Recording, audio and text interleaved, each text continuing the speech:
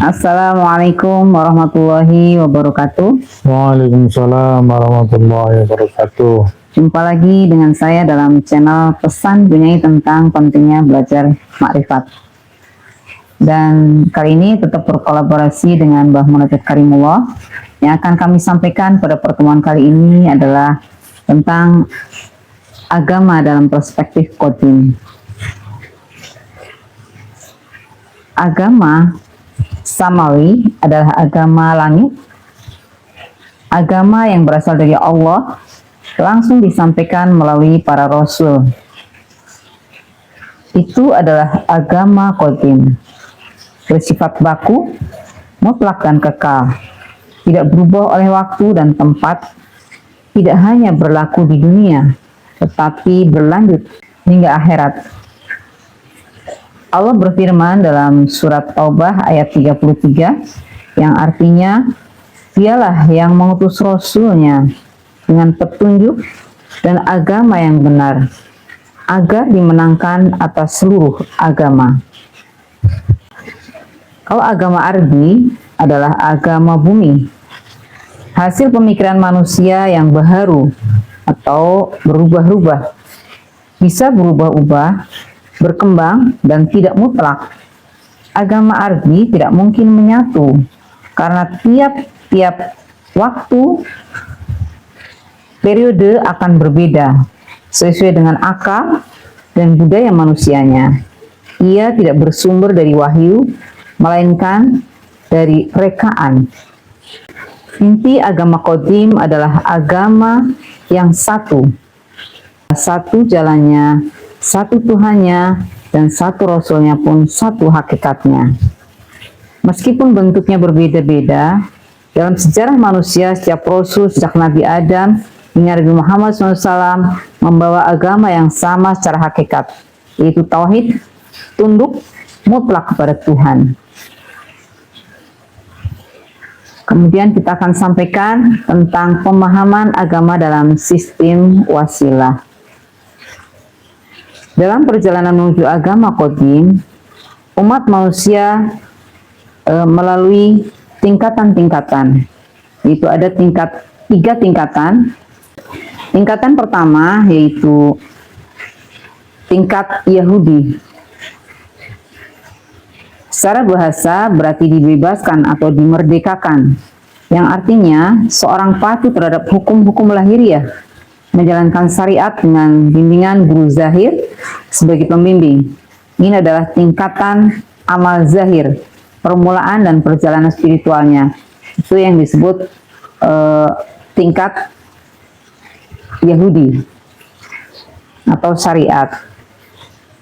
Kemudian jika seseorang masuk dalam perjanjian batin dengan bimbingan Rasul, maka ia sampai pada tingkat Nasrani. Secara makna artinya ia mulai terikat secara ruhaniah dengan Rasul.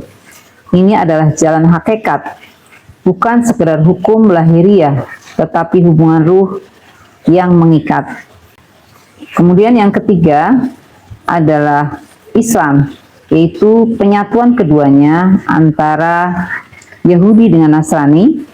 Artinya Islam di sini adalah tunduk dan patuh sepenuhnya, baik secara zahir maupun secara batin. Ia taat kepada guru zahir secara syariat dan guru rohani secara hakikat, hingga menyatu dalam iman sejati.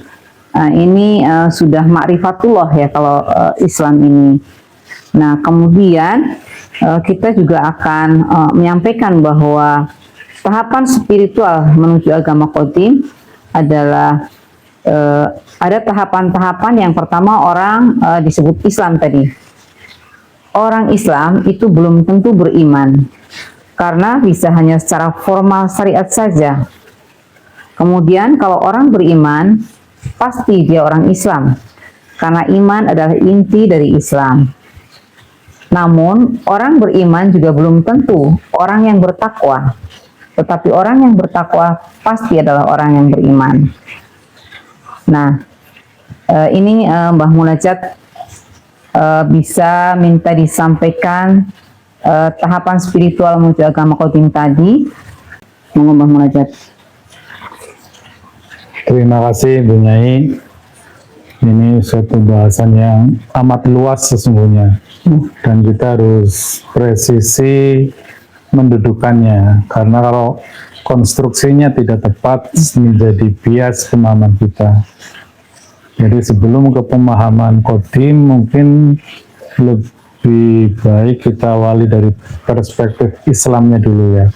Agama Islam yang dipahami oleh orang awam pada umumnya, bahwa tadi yang disampaikan Bu Nyai ada makom berislam, beriman, dan bertakwa. Sesungguhnya selaras dengan hal tersebut juga ada terkait dengan hadis Jibril yang secara sederhananya dapat dimaknai bahwa dalam Islam itu ada 3 tingkatan, yaitu berislam atau menjalankan syariat, kemudian beriman atau berakidah, dan kemudian yang terakhir adalah ihsan. Ihsan adalah seolah-olah aku melihat Tuhan ketika aku beribadah, atau minimal seolah-olah kita dilihat oleh Allah. Itu prinsipnya seperti itu.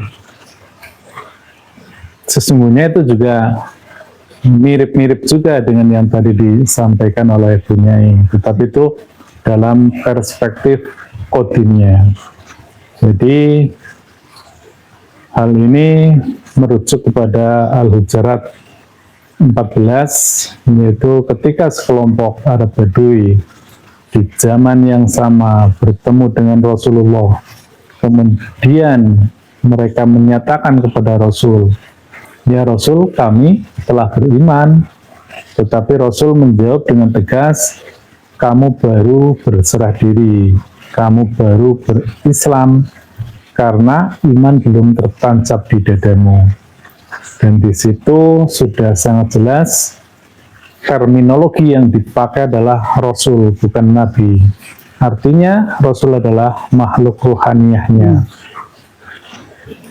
Jadi kurang lebih seperti itu dalam perspektif kodimnya, sehingga sejalan dengan Islam, iman, dan ihsan, maka dalam tasawuf pun dikenal adanya Islam, iman, dan takwa.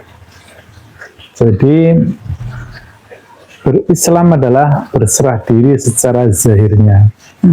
Jadi berdasarkan surat Al-Hujurat, ketika secara zahir kita, secara materi kita berserah kepada Nabi, Nabi adalah zahirnya, itu adalah bentuk keislaman. Makanya dalam implementasinya ini direpresentasikan dengan syariat. Kemudian ketika dia dinyatakan beriman, itu artinya ruhaniyahnya belum bersambung. Jadi perspektifnya menjadi Rasul, karena Rasul adalah makhluk ruhani.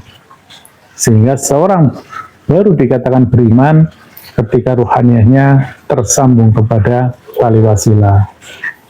Dan setelah itu kita masih dituntut untuk terus berjuang, yaitu dengan berhijrah dan berjihad. Berhijrah adalah mengikuti visi dan misi Rasul, kemudian berjihad, ya kita total mendedikasikan diri kita, jiwa kita kepada perjuangan visi dan misi Rasul. Itu yang kemudian akan mencapai kepada makom takwa.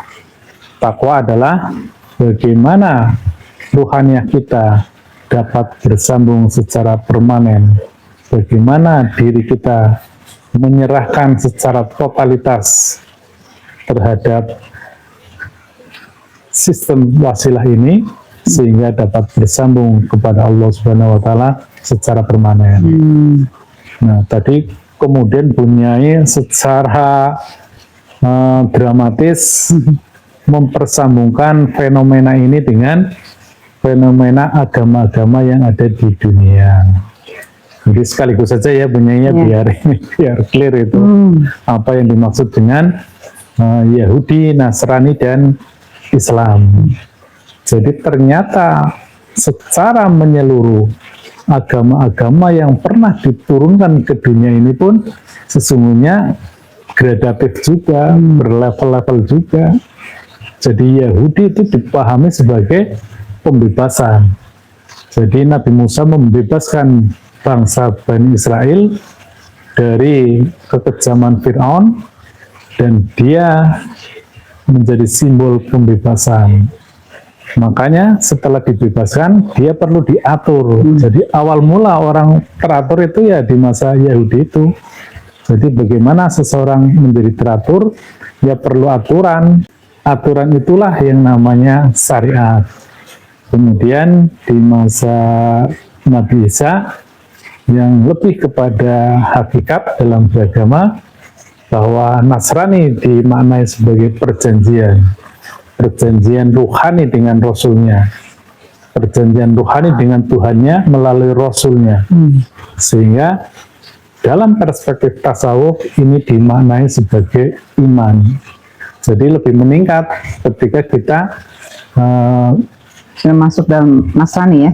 iya, jadi Tuhan mendesain agama ini juga ternyata luar biasa juga. Dan setelah Nabi Isa kemudian disempurnakan oleh Nabi Muhammad. Jadi Nabi Muhammad adalah menyatukan kedua perspektif tersebut. Jadi yang perspektif syariat ditambah hakikat, itulah yang menghasilkan ma'rifat. Ma'rifat adalah hakul yakin. Hakul yakin adalah peristiwa empiris di alam kodim. Itu yang pernah kita sampaikan. Jadi ini sesungguhnya kalau kita sudah paham konstruksi ini, mau dibolak-balik kayak apa, kita akan tetap mudah mengkonstruksikannya. Sehingga kita bisa menilai diri sendiri, apakah sekarang kita masih di level Yahudi, yaitu level syariat, atau Nasrani level hakikat, atau sudah berserah diri, atau sudah berislam, yaitu level ma'rifatullah. Namun kita juga jangan kepedean, karena ada yang mendahului dari level Yahudi, yaitu level jahiliyah gitu. Jadi kalau kita syariatnya saja belum benar, jangan-jangan kita masuk jahiliyah itu punya, itu level paling bawah itu. Ya demikian punyai. Baik, Bang Munajat, ini gamblang sekali nih Bang Munajat ya. Jadi sesungguhnya agama itu satu ya Bang Munajat ya. Jadi tidak mungkin bercerai-berai. Agama kodim itu ternyata ya kita nggak boleh juga kita menjelek-jelekan Yahudi dan yang lain-lain, atau berantem gitu artinya antara Yahudi dan Nasrani dan Islam gitu, karena itu adalah label, padahal itu adalah agama yang satu, hanya tingkatannya berbeda yang Munajat ya. Pertama di syariat dulu, kemudian hakikat, kemudian ma'rifatullah. Jadi agama yang satu, Rasul yang satu, Tuhan yang satu. Kenapa harus ribut berantem tentang Tuhan gitu? Itu hanya labeling duniawi ya, nama-nama itu yang Munajat ya. Padahal sejatinya adalah agama yang satu, Tuhan yang satu tadi ya, Rasul yang satu. Kitabnya pun satu, kitab buloh, itu di level kodimnya itu sama. Iya, walaupun nabi-nabinya berbeda ya, Taurat, Zabur, Injil, Al-Quran, berbeda nama kitabnya, berbeda pembawanya, tapi adalah kitab yang sama ya, Bangun ya. Iya, jadi jelasnya begini, ketika kitab buloh yang bentuknya cahaya, kemudian harus dibaca di alam realitas, maka dia mengikuti hukum-hukum sunatullah, mewujud sesuai zamannya, sesuai kaumnya, sesuai ruang dan waktunya. Jadi yang berbeda sungguhnya ujungnya itu permukaannya saja, itu baharunya ya, dunianya. Kalau kodimnya sama semua. Jadi kalau kita di dunia pemahamannya agama macam-macam, itu adalah fata morgana sebenarnya. Tidak berarti ya itu sebenarnya. Tidak berarti perbedaannya itu nggak ada. Jadi nggak perlu diberantemkan, nggak perlu diperselisihkan, karena memang jalan yang sama sebenarnya, makomnya yang berbeda tadi ya, levelnya ya. Iya, Fata Morgana dibohongin. Dibohongin doang. Ngapain Kita hanya berantem dibohongin gitu? oleh pembaca virtual kita, oleh panca indera kita, kemudian Asumsi-asumsi ya. diolah oleh akal rasional, oleh emosional, seolah-olah nyata itu. Padahal itu Fata Morgana semua. Kalau kita masuk ke kodimnya ya semuanya satu. Orang Tuhannya satu, malaikatnya pembawanya satu, Rasulnya satu, ruhanianya ya satu itu kalau berkali-kali kita sampaikan. Ini yang disebut dengan rahmatan lil alamin ya, Pak Mon ya. Betul. Jadi rahmat seluruh alam. Iya. Iya. Bahkan Rasulullah kan memang rahmat bagi semua alam. Iya, seluruh alam. Iya. Nah, ini menarik sekali, Mbak Mun ya. Jadi agama yang hakiki itu bukan sekedar label, tetapi perjalanan ruhani, penyatuan dengan kehendak Tuhan, dan itu hanya bisa dicapai dengan bimbingan guru yang mursyid, yang melalui jalan yang bersambung kepada Rasulullah tadi, dan bersumber dari agama yang qadim, yang mutlak dan kekal. Ya, mau munajat dikit ya. Iya, betul sekali. Makanya kalau kita memahami kodimnya, maka kitabullah itu ya menjadi kitab diri kita. Iya. Kita bisa menjadi Adam, kita bisa menjadi Nuh, Hud, Soleh, Musa, Fir'aun. Kita juga bisa menjadi Haman. Kita bisa menjadi Abu Jahal, Abu Lahab. Bisa jadi malaikat. Itu kita alami semua kalau kita masuk ke dalam kodimnya. Jadi agama di level kodim itu ya sama semua, jalannya sama, semuanya sama, karena kodim itu kan mendahului alam realitas ini dunia ini. Dia abadi itu.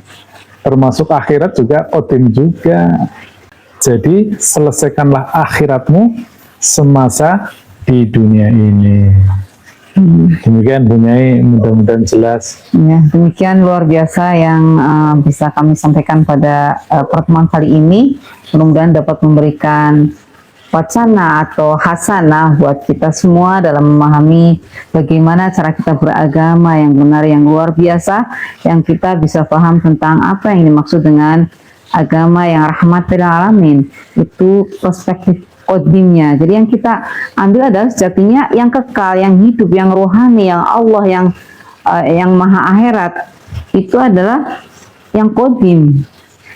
Itu yang kekal sesungguhnya. Jadi kita jangan tertipu dengan dunia yang baharu, yang berubah-ubah, yang berbagai perspektif yang berbeda, yang akhirnya jadi kita berantem dan lain-lain. Beda pandangan, beda pengakuan diri dan lain-lain, menjadi merasa dirinya lebih hebat dari yang lain. Nah, ini yang semestinya kita sudah harus kembali kepada agama yang satu, agama yang qadim, agama yang diturunkan oleh Tuhan yang satu, Rasul yang satu, kitab yang satu, dan sistem yang satu, yang baku, yang kekal. Saya kira itu yang bisa kami sampaikan pada pertemuan kali ini. Mohon maaf jika banyak hal yang kurang berkenan. Akhir kata, ilahi anta maksudi wa ridhoka matlubi. Wassalamualaikum warahmatullahi wabarakatuh.